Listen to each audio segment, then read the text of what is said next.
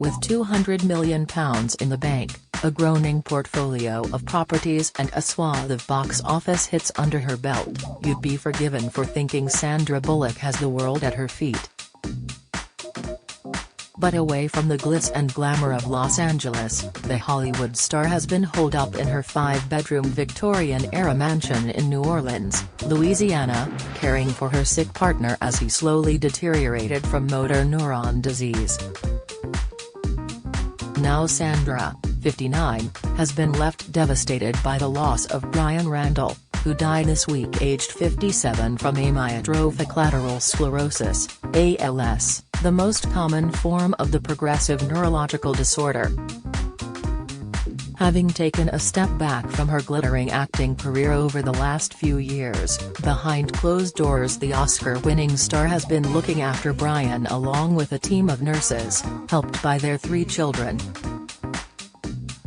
The star of Speed, Ms. Congeniality and The Blind Side, for which she won an Academy Award in 2010, had kept Brian's condition quiet at his request. In a statement, Sandra's sister Gazina Bullock Prado praised her for the amazing way she cared for Brian in his final years, adding, "ALS is a cruel disease, but there is some comfort in knowing he had the best of caretakers in my amazing sister and the band of nurses she assembled who helped her look after him in their home." Brian's death is a devastating end to a love story that began when Sandra first met him in 2015 at her son Louis' birthday party, which he'd been hired to photograph. After they fell for each other, he slotted in perfectly with her blended family, bringing with him daughter Skylar from a previous relationship, but the actress was adamant she would never marry again after the painful split from her cheating first husband, biker Jesse James. "I am someone who went through the divorce process," she said in 2021. "I found the love of my life.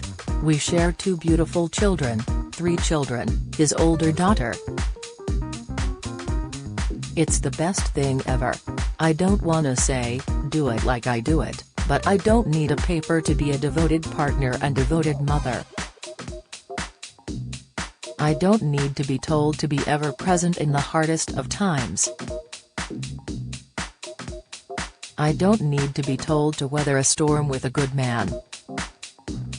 Brian's death was, sadly, far from the first of many storms for Sandra.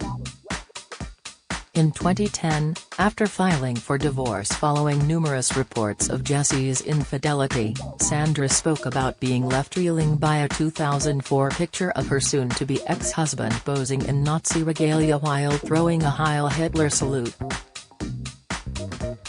Bullock, whose maternal grandfather was a German rocket scientist from Nuremberg and who herself has German citizenship, said the image showed James wasn't the man she married. "The photo shocked me and made me sad," she said at the time. "This was stupid, this was ignorant. Racism, anti-Semitism, sexism, homophobia, anything Nazi and a boatload of other things have no place in my life." After their divorce, Sandra continued with plans to adopt baby son Louis as a single parent. 5 years later she adopted her second child, daughter Layla, who was then 3 years old and had been in foster care since birth.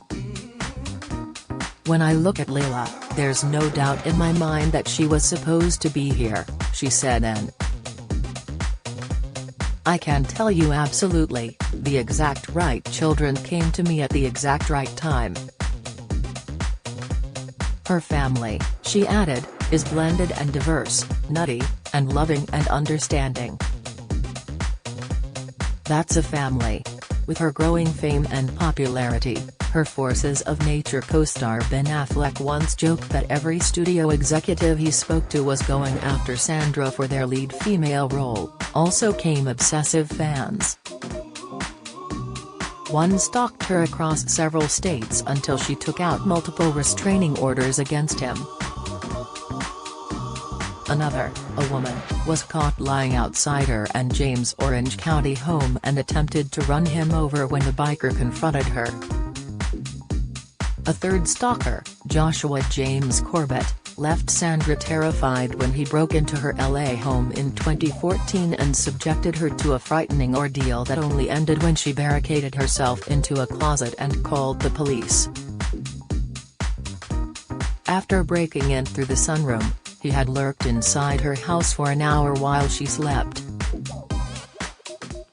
She woke up at around 1 a.m., hearing loud banging coming from within. When she got up to lock her door, she saw the intruder in the hallway wearing dark clothing. He had been loitering outside her home for several days, jotting down his obsessive thoughts about the actress and professing his love in a spiral notebook.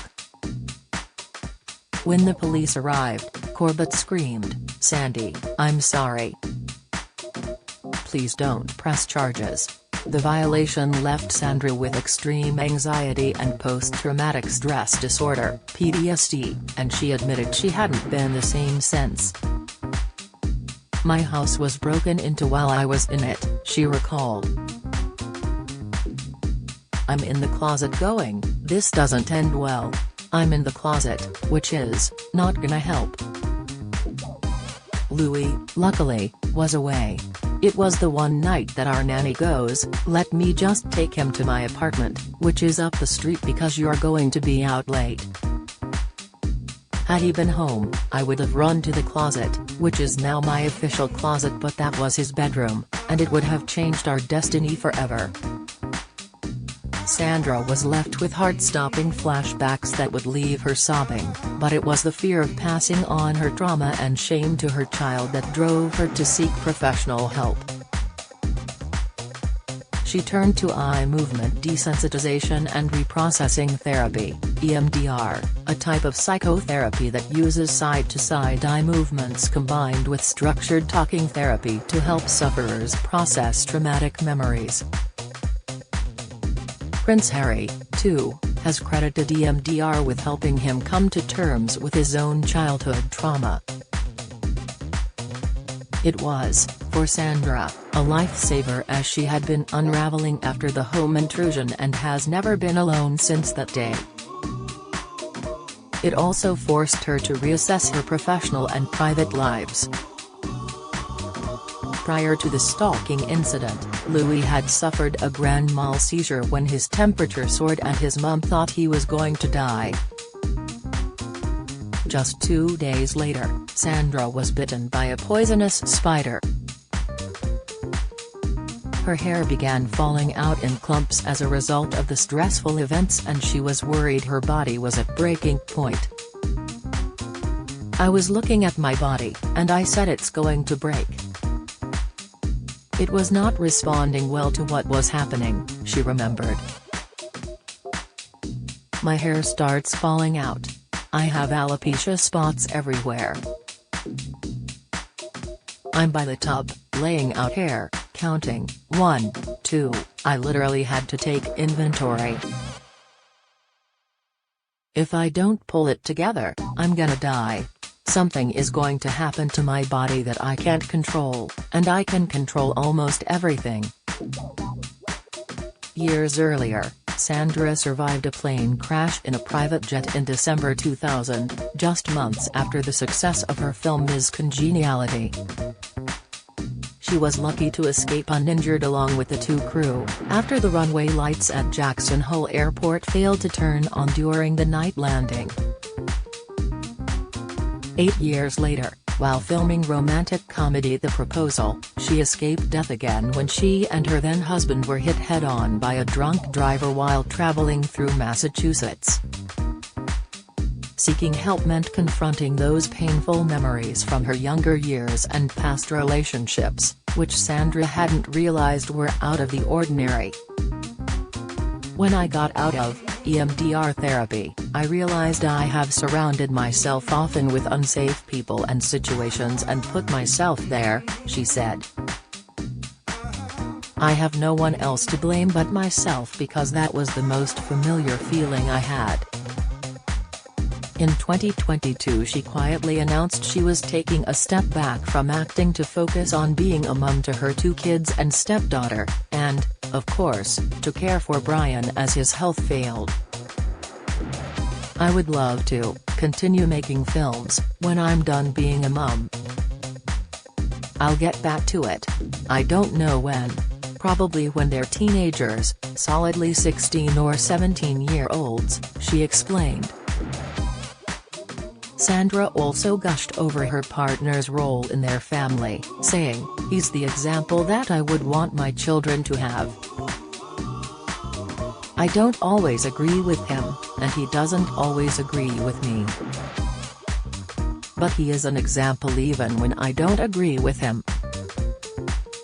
That example is something the star must be clinging to now as she and her family come to terms with his loss."